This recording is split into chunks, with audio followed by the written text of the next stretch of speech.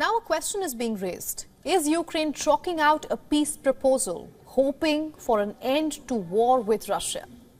Reports have surfaced of a secret meeting last month between Ukraine and its groups of 7 allies, as well as a small group of Global South countries, to try to drum up support for Kiev's conditions for holding peace talks with Russia. Now, our sources tell us that the previously undisclosed December 16th meeting of National Security Advisors was held in Saudi Arabia.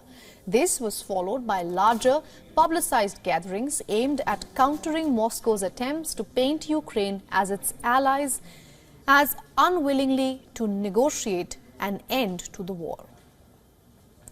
With the war in Europe heading to its third year, more than $100 billion in vital aid being stalled in approval processes in Washington and Brussels, while Ukraine's counteroffensive last year failed to deliver any major battlefield breakthroughs. Some EU states are falling short in fulfilling pledges they made to provide Kiev, like providing more weapons and artillery ammunition as Ukraine faces repeated waves of Russian missile attacks. According to sources, the December 16th meeting in Riyadh failed to make headway as G7 allies continued to resist calls from the Global South nations to engage directly with Russia. While top officials from India, Saudi Arabia and Turkey participated in the meeting, other major Global South nations who had come to some of the previous larger sessions like China, Brazil and the United Arab Emirates did not send their representatives. Moscow denounced the Allied efforts on convening the meeting, calling it a farce. At the meeting, Kiev and its G7 allies reaffirmed their view that a just peace needs to respect Ukraine's territorial integrity and sovereignty. They argued that Russian President Vladimir Putin's goals had not changed and doubted if he wanted substantive negotiations as he failed to respect past agreements, while acknowledging Ukraine's right to defend itself.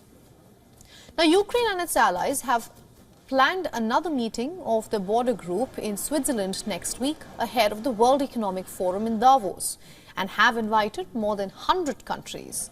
It wants to hold a leaders' summit on the blueprint early this year, using it to establish a plan based on a set of agreed principles as the basis for any future talks with Moscow. Now, according to reports at the end of last year, that there have been some contacts probing interest in a ceasefire deal. While there's been no confirmation on that, Ukraine and its allies suspect any such outreach is a disingenuous Kremlin ploy to undermine support for Kiev and buy time.